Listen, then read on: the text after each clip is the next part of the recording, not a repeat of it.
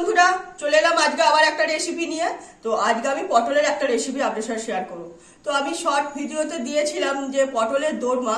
তো আজকে সেদিনকে আমি চিংড়ি মাছ দিয়ে পটলের দোরমা এমনি বাড়িতে বানিয়েছিলাম। তো আজকে আমি ভিডিওতে আপনাদের দেখাবো রুই মাছের পুর ভরে পটলের দোরমা। তো সম্পূর্ণ মুখরোচক খাবার। তো দেখতে থাকুন কিভাবে রেসিপিটা আপনাদের সাথে শেয়ার করি। এখানে পটল নিয়েছি, পটলগুলো আমি কিন্তু পুরো খোসা ছাড়াইনি, পটলগুলো মানে গাটা ছুলে নিয়েছি, অর্থাৎ চেঁচে চেঁচে নিয়েছি। আর এখানে পটলের যে শেষ অংশগুলো সেগুলো কিন্তু রেখে দিয়েছি, এগুলো কাজে লাগবে। এর জন্য আমি কয়েকটা মানে কাঠিও রেখেছি যাতে এর মধ্যে মানে আটকে দেওয়ার জন্য। এই রয়েছে, এটা আমি কি করে করেছি পুরটা মানে ভেতরে যে ভরবো সেটা আমি এবার কিভাবে নিয়েছি সেটা দেখাচ্ছি। এখানে কি কি নিয়েছি দেখিয়ে দিই।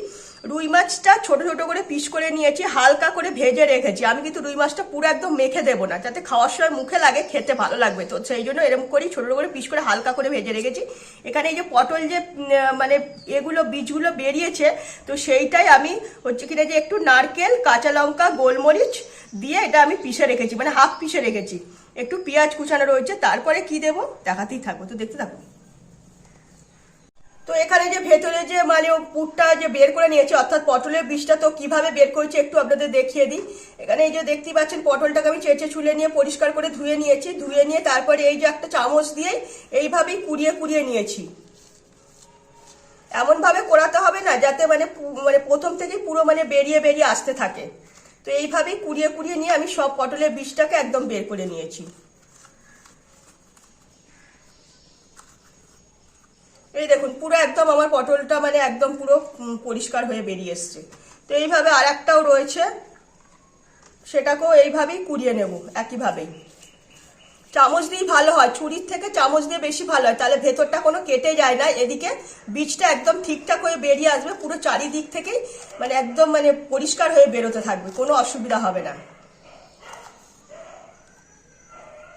এই দেখুন পুরো একদম ঠিকঠাক হয়ে গেছে। তো এইভাবে সব কটা কি আমি বের করে নিয়েছি। তো এই বীজটা তো আমার আর মানে হাফ পিসে রাখা হলো না, এইটা আমি এর সঙ্গে এমনি মিশিয়ে দেবো, কোনো অসুবিধা হবে না। তারপরে এবার কি করে দেখতে থাকুন। কড়াইতে অল্প করে তেল দিয়ে দিয়েছি। এখানে আমি অর্ধেকটা ছোট পেঁয়াজকে মানে কুচিয়ে রেখেছি, এইটাকে আমি ভেজে তুলে নেব। ভালো মতো লাল করে ভেজে দেবো, মানে বেরেস্তা টাইপের করে দেবো। এইটাকে ভেজে আগে তুলে নেব। ভালো মতো ভাজা হয়ে গেছে, হালকা কালার চলে এসেছে, তো একদম শুকনো ভাজা হয়ে গেছে। তো এটাই আমি এবার কড়াই থেকে তুলে নেব। কড়াইতে আবার সর্ষের তেল দিয়েছি। এবার এই যে মানে পটলগুলো একটু হালকা করে নুন হলুদ দিয়ে ভেজে নেব। এর মধ্যে একটু নুন হলুদ দিয়ে দেব।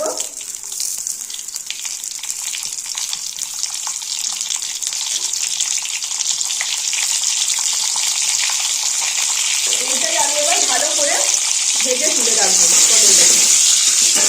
হালকা হালকা নরমও হয়ে যাবে আর একটু ভাজা হয়ে যাবে, পটলের কাঁচা গন্ধটা থাকবে না। একটু লাল করে ভেজে দেবো, হালকা লাল করে।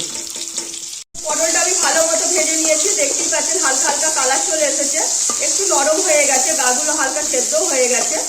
তো এই বুঝে আমি করে নিয়েছি। আর এই যে পটলের যে আলাদা যে টুকরো অংশগুলো, তো সেগুলো একটু ভেজে নিচ্ছি, নইলে এগুলো কাঁচা থাকবে। এগুলো একটু ভেজে নিলে তাহলে খাবারটা খেতে বেশি ভালো লাগবে। এইটাও ভেজে তুলে নেবো একইভাবেই। তো কড়াইতে যা তেল আছে ওই তেলেই আমার মোটামুটি খাবারটা তৈরি হয়ে যাবে। এবার সবার ফার্স্ট পুরটাকে তৈরি করে নেব। এখানে হচ্ছে রসুন আর পেঁয়াজ, কাঁচা লঙ্কা পেস্ট করে রেখেছি, এইটাই আমি মানে খাবারে দেবো। তো এই থেকে আমি অল্প করে নিয়ে এতে দিয়ে দিলাম। অল্প একটু সামান্য তেল দেব। পটল ভাজলে কড়াই এমনিতেই কালো হয়ে যায়, তো হয়েছে, তার কোনো অসুবিধা হবে না খাবারটা। তো এর মধ্যে অল্প করে একটু আদা বাটা দিয়ে দেবো, একদম সামান্য। এর মধ্যে অল্প করে এবার মশলা দিয়ে দেবো। অল্প একটু লঙ্কার গুঁড়ো দিচ্ছি, কারণ আমি কাঁচা লঙ্কা দিয়েছি, তো তার জন্য অল্প করে লঙ্কা গুঁড়ো দিলাম। অল্প হলুদের গুঁড়ো, একটু জিরের গুঁড়ো আর একটু ধনের গুঁড়ো এই দিয়ে দিলাম। পরিমাণ মতো একটু নুন দেব।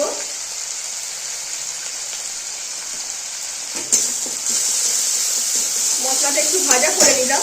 আগে সবার প্রথমে এখানে যে এখন পটলের যে বীজটা বের করে রেখেছি এইটা আগে দেবো। একটু এর সঙ্গে ভাজা ভাজা করে নেব।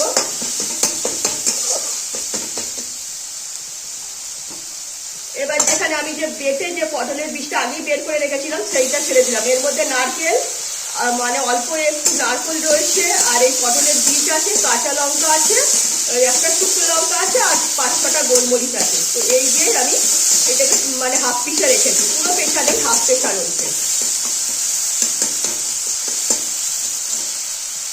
এটা প্রথমে আমি এটা মানে পুরটাকে একটু তৈরি করে নেবো, তারপরে মাছটা ছাড়বো। কিন্তু তার আগে আমি এর মধ্যে অল্প করে মানে ভাজা মশলা দিয়ে দেবো, যাতে পুরটা খেতেই দারুণ লাগবে একদম, তো খেতে কোনো কথা হবে না। তো সামান্য একটু গরম মশলাও দেবো একদম অল্প করে, ভাজা মশলা গরম মশলা সবই দিয়ে দিয়েছি। এইটাই আগে একটু নাড়াচাড়া করে দিই, তারপরে মাছটা মেশাবো। মাছটা কিন্তু আমি এর সঙ্গে একদম মিশিয়ে দেবো না, হালকা গোটা গোটাই থাকবে, যখন খাওয়া যাবে না মুখে পড়লে খাবারটা খেতে বেশি ভালো লাগে। তো সেই বুঝেই তৈরি করে নেবো। আগে ফার্স্ট পুরটাকে আরেকটু শুকনো শুকনো তৈরি করে নেবো। পুরটা তো শুকনো শুকনো হয়ে গেছে, তো দেখতেই পাচ্ছেন ভালো মতো ভাজা করে নিয়েছি, ঝুরঝুরে এসে যাচ্ছে। তো এবার এখানে যে মাছটা রয়েছে সেই মাছটাকে মিশিয়ে দেবো। 3টে ছোট রুই মাছের মানে পিস নেওয়া রয়েছে। এটা মাছটা কিন্তু আমি পুরোভাবে মিশিয়ে নেবো না, এর মধ্যে অল্প একটু সামান্য ধনেপাতা দিয়ে দেবো, মানে হালকা হাতে মিশিয়ে নেবো, যাতে মাছটা এরকম গোটা গোটাই থাকে, যেহেতু আমার আধ ভাজা মাছ, কোনো অসুবিধা হবে না। এইভাবেই মিশিয়ে কড়াই থেকে তুলে রাখবো। তো মাছের পুরটা তো একদম রেডি হয়ে গেছে, দেখতেই পাচ্ছেন একদম মাছগুলো গোটা গোটাই আছে। এর মধ্যে অল্প একটু যে পেঁয়াজ ভেজে রেখেছিলাম সেইটাকে হালকা করে মিশিয়ে দিলাম, আর অল্প একটু মানে খাবারটা যখন বানাবো তখন তাইতে দিয়ে দেবো, তাহলে খাবারটা খেতে বেশি ভালো লাগবে। পেঁয়াজ ভাজার একটা আলাদা গন্ধ আছে, পুরো মানে পুরটাই ভীষণ মুখরোচক হয়েছে, তাহলে তো খাবারটা খেতে কি দারুণ লাগবে। তো হয়ে গেল। তো এবার আমি এই যে ভাজা পটলগুলোর মধ্যে পুরগুলো ভরে নেব, যাতে মাছ সমেত পুরগুলো ভরবো, মাছটা খাবারটাও মুখে লাগবে, একদম ঠেসে ঠেসে ভরে দেবো, যতটা ধরবে আর কি।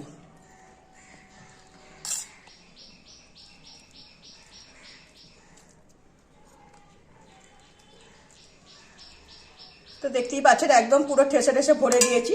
তো এখানে এই যে এগুলো রেখেছি, মানে মুখগুলো যে রেখে দিয়েছি কেটে, এটা ঢেকে দিলাম। দিয়ে এই যে একটা করে কাঠি নিয়েছি, এই কাঠি দিয়ে আটকে দিচ্ছি, যাতে মানে আমি যখন গ্রেভিটা বানাবো না, মানে যেন বেরিয়ে না আসে গ্রেভিটা, মানে গ্রেভির সঙ্গে এই পুরটা যাতে বেরিয়ে না আসে। তো এইভাবে আটকে আমি সব কটাকেই তৈরি করে রাখবো, এইভাবে রেখে দেবো সব কটাকে এরকম পুর ভরে ভরে। তো আমি এই যে কড়াইতে আবার সর্ষের তেল দিয়ে দিয়েছি অল্প করে। তো ফোড়ন দিয়ে দিয়েছি, দারচিনি লবঙ্গ এলাচ ফোড়ন দিয়ে দিয়েছি, একটা শুকনো লঙ্কা। এখানে যে অল্প একটু যে আদা না এটা পেঁয়াজ আর একটু দিয়ে দিয়ে রসুন যে পেস্ট করা ছিল কাঁচা লঙ্কা দিয়ে অল্প করেই রয়েছে, তো সেটা আমি এর মধ্যে ছেড়ে দিলাম।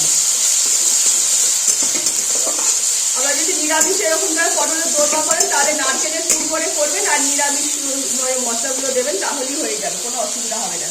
তো দিয়ে দিয়েছি, এর মধ্যে আমি পরিমাণ মতো আদা বাটা দিচ্ছি, ওইটা রসুন পেঁয়াজ কাঁচা লঙ্কা বাটা ছিল, তাই এইটা আমি আদা বাটাটা দিয়ে দিলাম। এবার এক এক করে আমি সব মশলা দিয়ে দেবো। ওইটা যেহেতু ঝাল একটু বেশি দেওয়া রয়েছে, তো এইটা আমি ঝালটা কমই দেবো। এটা কিন্তু হালকা মিষ্টি মিষ্টি আর হচ্ছে দিনে যে খেতে লাগবে, তো সেই বুঝেই খাবারটা বানাতে হবে। জিরে ধনে আর হচ্ছে হলুদ গুঁড়ো সবই দিয়ে দিলাম, অল্প করে একটু নুন দিয়ে দেবো, ব্যালেন্স মতো নুন লাগবে। এইটাই আমি আগে মশলাটাকে একটু কষিয়ে দেবো, কাঁচা গন্ধটা যাতে কমে যায়, একটু মশলাটা ভাজা ভাজা তৈরি করে নেবো। মশলাটা দেখতেই পাচ্ছেন ভালো মতো ভাজা ভাজা হয়ে যাচ্ছে। এর মধ্যে অল্প একটু গোলমরিচের গুঁড়ো আর শুকনো লঙ্কা হাফ পিসে রাখা সেটা এর মধ্যে দিয়ে দিলাম, আর দেবো পরিমাণ মতো একটু টক দই। তো আমি এতে টমেটো দিইনি, আপনারা পারলে টমেটো দেবেন, তো আমি টমেটো দিইনি, তার পরিবর্তে টক দই দিয়ে দিচ্ছি। তো টক দই দিয়েছি, তো ব্যালেন্স মতো একটু চিনি দিতে হবে, ব্যালেন্স মতো চিনি দিয়ে দিলাম। তো এইটা আগে প্রথমে একটু নাড়াচাড়া করে নেব, অল্প একটু জল দিয়ে নাড়াচাড়া করে নেব।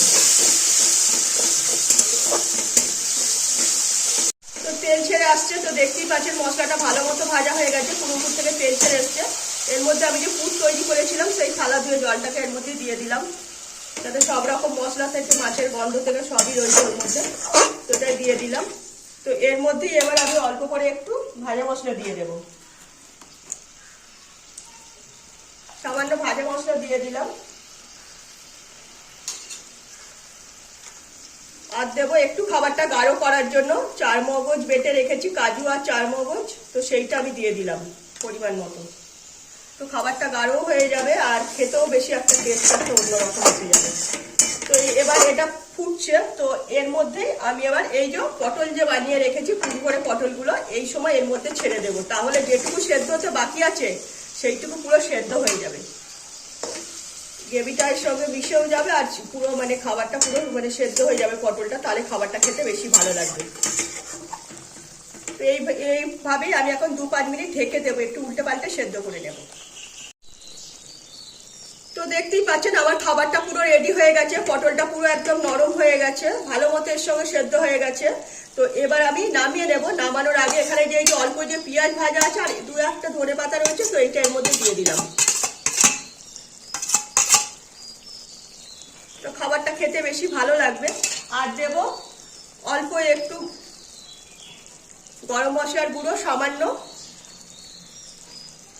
বেশি গরম মশলার গুঁড়ো দিলে কিন্তু গরম মশলার গন্ধ হলে খাবারটার টেস্টটা নষ্ট হয়ে যাবে। সামান্য একটু ঘি, যেহেতু পেঁয়াজ রসুন দেওয়া রয়েছে তো তাই জন্য একটু ঘি দিয়ে দিলাম।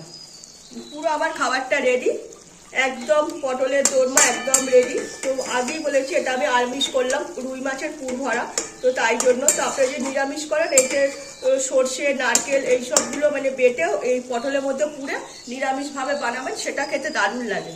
তো আমার খাবারটা রেডি হয়ে গেছে, আমি এবার নামিয়ে নেব। তো দেখলেন একদম সম্পূর্ণ মুখরোচক খাবার, রুই মাছের পুর ভরা পটলের দোরমা একদম রেডি হয়ে গেল। তো আশা করি এই দিয়ে গরম ভাত খেতে কোনো কথা হবে না। তো পটলটা যখন মানে কামড়ে খাওয়া যাবে না, তো রুই মাছের পিসগুলো যখন মুখে লাগবে জাস্ট টেস্টি অসাধারণ। তো একদম সম্পূর্ণ মুখরোচক খাবার। তো রেসিপিটা সম্পূর্ণ আমি আমার মতো করে বানিয়েছি, বাড়িতে অবশ্যই একবার এইভাবে আপনাদের বানিয়ে দেখতে হবে যে আমার খাবারটা কতটা টেস্টি হয়েছে। তো রেসিপিটা সম্পূর্ণ আমি আমার মতো করে বানানোর চেষ্টা করলাম। অবশ্যই একদিন আপনাদের এই মুখরোচক খাবারটা বানিয়ে দেখতে হবে যে আমার খাবারটা কতটা টেস্টি হয়েছে। তো হালকা মিষ্টি হালকা ঝাল, তো সবকিছু যেহেতু পুরেতে বেশি করে মানে ঝাল দেওয়া রয়েছে না, মানে গ্রেভিটা একটু মিষ্টি মিষ্টি করবেন, তাহলেই খাবারটা খেতে বেশি ভালো লাগবে। তো যা যা দিয়েছি উপকরণ মোটামুটি সবকিছু দিয়েই বানাবেন। তো আমি টক দই দিয়েছি, তাই আপনারা তার পরিবর্তে টমেটো পেস্ট করে দিতে পারেন, তাতেও কোনো অসুবিধা নেই, তাতেও খেতে একটা দারুণ লাগবে। তো রেসিপিটা সম্পূর্ণ আমি আমার মতো করে বানানোর চেষ্টা করলাম। ভালো লাগলে লাইক শেয়ার কমেন্ট সাবস্ক্রাইব করবেন আমার চ্যানেলটাকে। তো আজকের মতো আমার রেসিপি এখানেই শেষ করুন, সবাই ভালো থাকবেন।